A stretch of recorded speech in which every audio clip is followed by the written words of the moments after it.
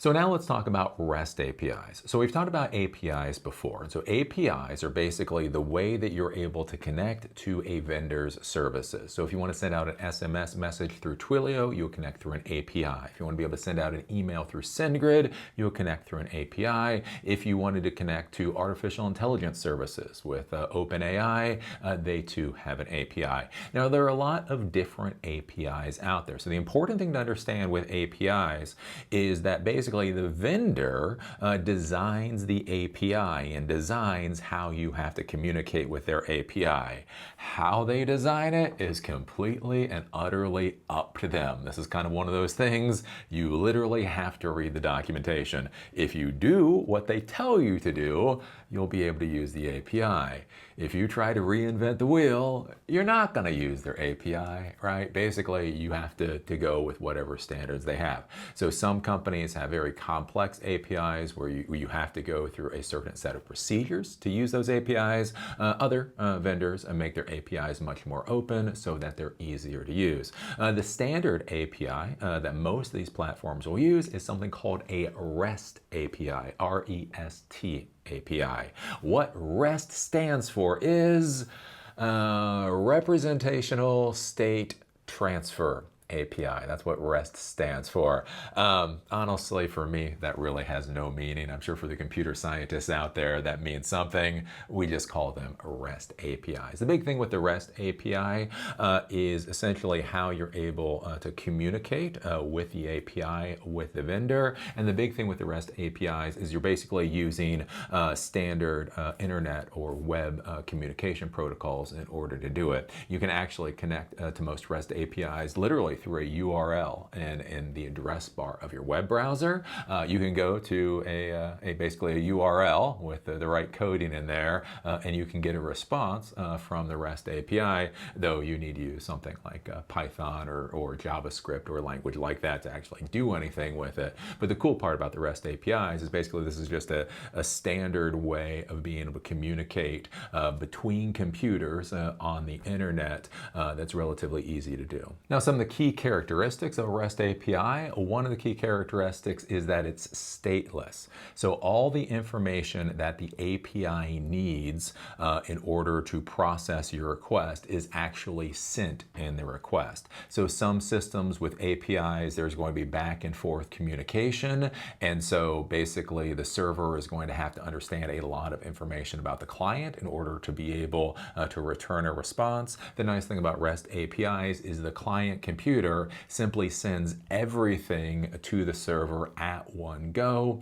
So the server doesn't have to understand the state, or it doesn't really have to understand anything about the client in order to give back a response. The next thing is that it is a client-server architecture. So basically your application that is making the API call, that is the client, the API and the API vendor, that is going to be the server. So your computer is the client, communicates with the server. Basically, it processes whatever request that you sent to it and sends the response back to the client. So it's a client-server architecture in this model. Now, the next key characteristic is something that you have to be careful about. Again, one of the things you're going to find as a real technology professional and as a decision maker in the technology world is what is technologically possible and what you're legally allowed to do might be two entirely different things. So part of the REST standard is the response that comes back from the API should be cacheable.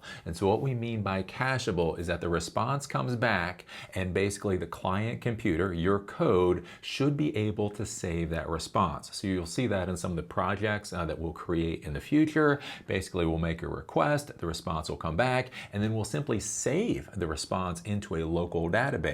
So the next time our code makes the exact same request, instead of going all the way up to the API and having to wait for the response, it can just go to the local database, see what the API already said before, and then basically just process that. So you you reduce the latency. The issue is, though, some of the API vendors, when you read their terms of service, literally state you are not allowed to cache or save the responses that they provide. So some of the REST APIs that you're going to use are going to cost money, and essentially they're going to be things like database services.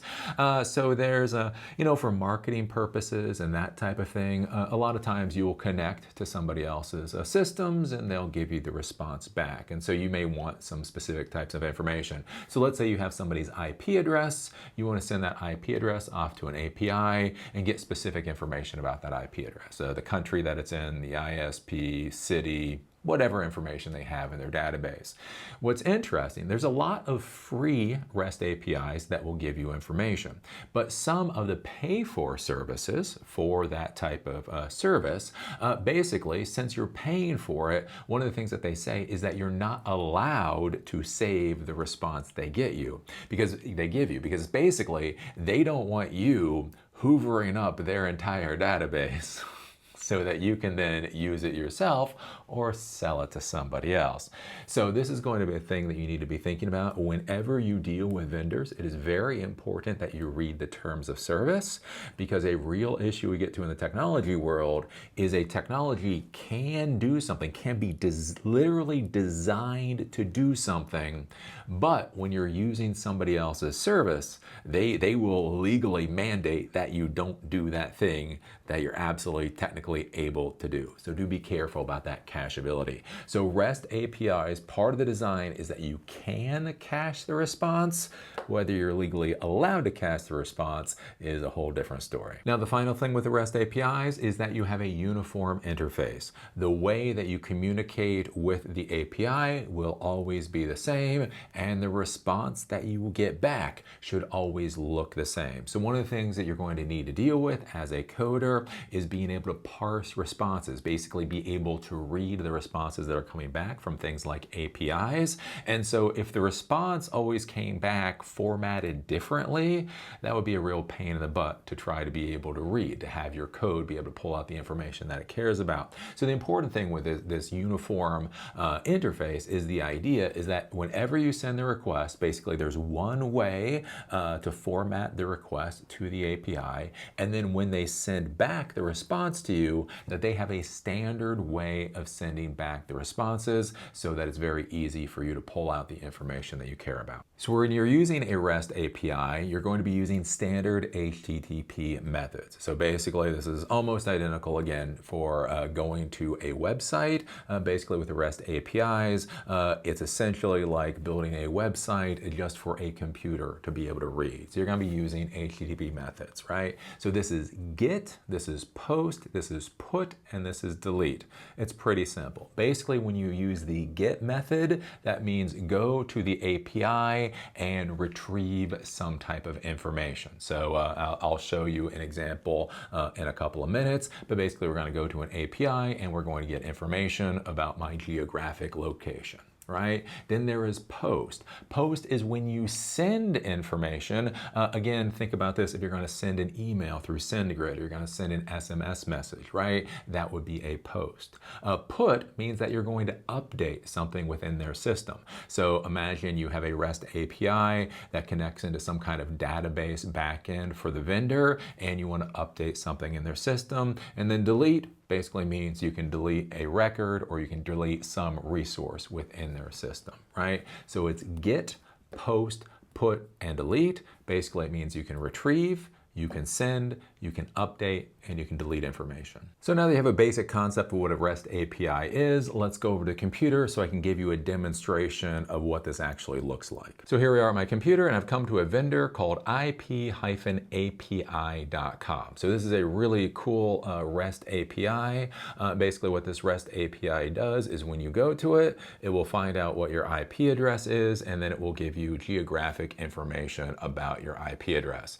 So to be clear, clear, I'm using a VPN right now, so this is not my IP address. Don't try to ping it to death or whatever, but it'll find the IP address that it sees, and then it'll find out where that is located at. So this is in New Jersey, what I'm connected to. I can give the zip code for where I'm connected. I can give the latitude and the longitude. I can give the currency, if you care, the ISP for what this thing is connected to, and some other information. So basically, this is on the website itself, and this isn't the actual API. It just is showing you the type of information that you can receive. What I can do is I can go over here, and basically this is making the API call. So again, as I said before, when you're thinking about REST APIs, think about this as a web page for computers. What if you're going to build a web page, but only computers were going to view it?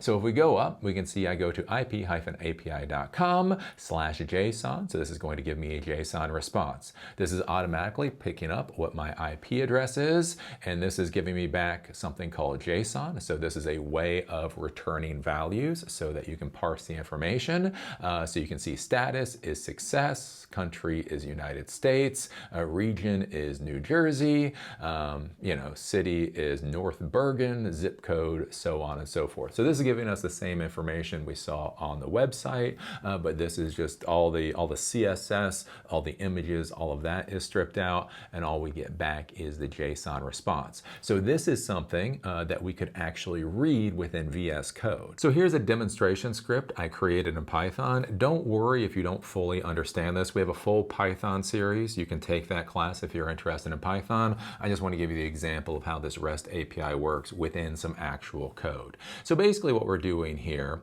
is we are getting a value for response. So basically we're using that get method. So we're saying go to ip-api.com JSON, get the information there, and basically what this is saying here is format that response in JSON, and then we're simply going to print out what the response is. So basically all I can do is I can simply run this within my Python code, and now look, we are looking at that JSON just like we saw within the web browser, right? Status code equals success, country is United States, region is New Jersey, so on and so forth.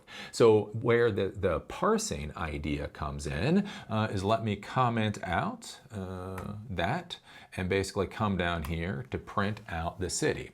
So we have response, and then what I want to do is I just simply want to print out the value for city. So imagine if, I don't know, I want to show news about a certain area. So wherever you're located, I want to show you the news for your particular area. I could use the city value for that, or if I just want to tell you what city you're in, that type of deal. So basically what I can do here is if I can run this, you will now see that only the value for North Bergen comes out. And that's basically because, again, we'll talk about how to read JSON later, but because I know how to read JSON, I can say from the response, simply give me the city value, and then all I'm doing here is I'm printing out that city value. So that kind of gives you the idea of how you're going to use REST APIs within your code. So that's the basic concept of REST APIs. If they seem a little bit confusing, don't worry about it. As soon as you actually start doing some real code, they're gonna make a hell of a lot of sense. REST APIs are incredibly easy to use. The big thing is you simply go by the instructions of the vendor, right? If the vendor wants you to plug in a whole crap ton of information when you make the request, then you gotta put in all of that information, right? When you get the response back, however ugly that response may look, it will be formatted in a specific way, so you just have to figure out how to pull out the specific information that you care about. Again, when you first start using it, it might seem a little daunting, but it's the type of thing, literally within 10 minutes, it'll get a lot easier for you. But this is how you're gonna be connecting to all of those external resources to really add a lot of value and power to your applications incredibly easily.